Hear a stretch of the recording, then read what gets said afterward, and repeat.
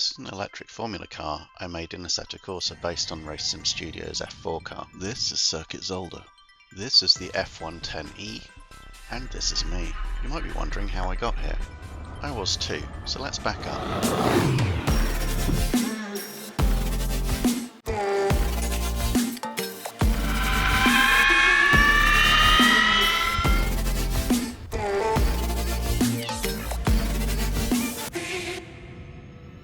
Now the story actually starts about 2 years ago.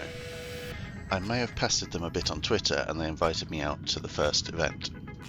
I had created a mod from Race Sim Studios F4 car and the Formula E car in Assetto Corsa, and I shared this mod with the teams and drivers. After chatting with the series director, I was invited out to join an ERA hackathon.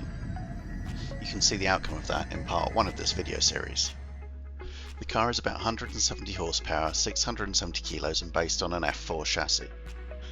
Rather than reinventing the wheel, I purchased Race Sim Studios F4 car and converted it to electric. And then I created custom liveries for each car that existed. So after spending a week in Belgium working on the cars, I was invited to have a go. As a huge motorsport fan, I can't stress enough what an incredible opportunity this was. It's been almost a decade since I last drove a single-seater.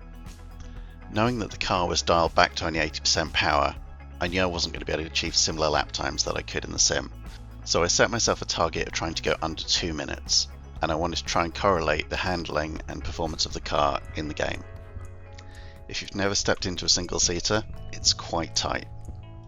However, once you're strapped in, it's incredibly comfortable. Now I'm going to open my book of racing driver excuses early and say I'm not familiar with this car and I've never driven this track before. At least not in real life. I have to admit it's about this point as I was leaving the pits that my brain starts working overtime and I start thinking about all the things that I should and shouldn't be doing. Starting off a little bit tentative, anxiety levels through the roof.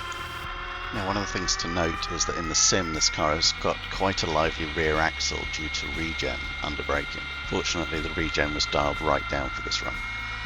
And given the extreme levels of torque you get from low RPMs, obviously I was quite delicate with the throttle initially. It's also been about 7 years since I've driven on slick tyres too. I told you I was getting the excuses in early. And pretending that I know what I'm doing. Now I know this corner is almost flat in the sim, but there's no way I'm trying that today. Weaving to try and get a bit of warmth in the front tyres.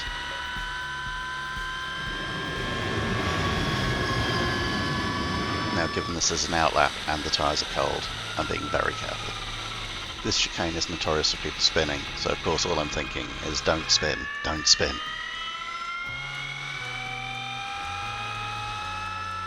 Up the hill and under the bridge, keeping to the right of the track and then moving to the left ready for the chicane.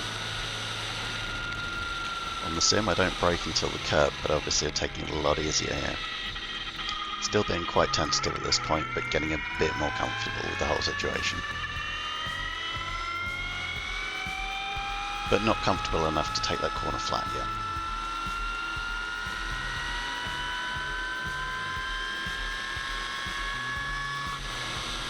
And then taking in the scenery a bit too much and forgetting to brake.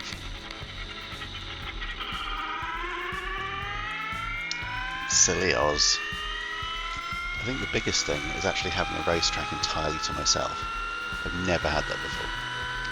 On the sim I'd normally brake at the second bridge here, but as you can see still a lot earlier. Okay, so let's go for a proper lap. Whilst of course still being mindful of the fact that this is not my car. Let's compare it to the sim lap. On the sim you can already see I'm carrying a bit more speed and using the last sign as my turning point. Just missed the apex in real life. But I did grab the outside curb and now coming down to turn 2, which I always get braking on for. I'm flat through turn 3.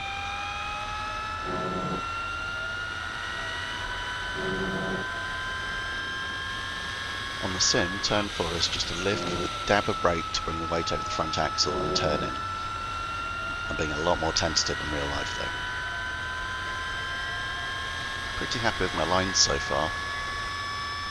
Coming into the T5 chicane now in the sim, and I'm a few seconds ahead of real life. Definitely overbraked in the real car there. The brakes on this thing are ridiculously good. It's going to take me a lot more seat time before I'm anywhere near the limit of braking on this thing. One thing to note about Circuit Zolder is it has brutal curbs, which is why for the most part we're staying off them in real life.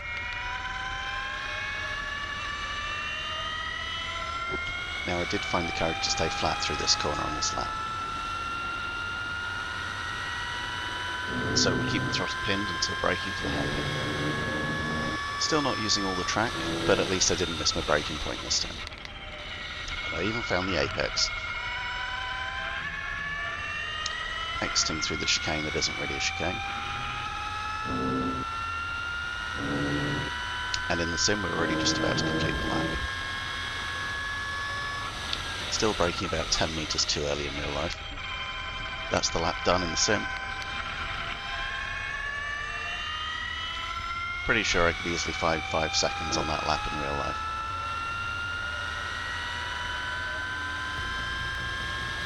That was 1 minute 47.3 in the sim and 2 minutes and a tenth in real life. Now, given that I did a 1 minute 47 in the sim, and the real car is only running at 80% power, an extra 20% of my lap time would actually be a 2 minutes 8 second lap. So I'm pretty happy with that. I want to say a huge thank you to Dieter and Beth at ERA Championship and the whole team there that made this possible. This was honestly one of the best experiences of my life. What's also awesome about these cars is you can have a go yourself by visiting eraraceschool.com. You can also follow the race series by visiting erachampionship.com. So it's the end of the day and I'm sat on my car. How cool is it to say that? So that was one hell of a crazy experience.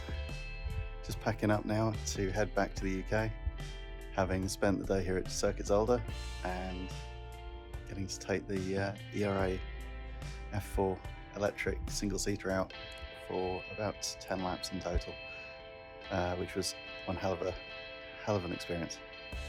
Absolutely brilliant fun. Thanks for watching. If you enjoyed this, we've got more content coming up featuring the ERA, and please remember to like and subscribe to the channel.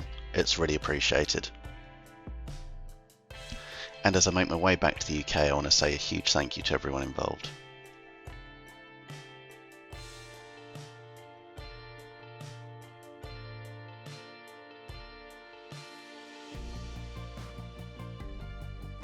And I guess now at least I can say I've had a go.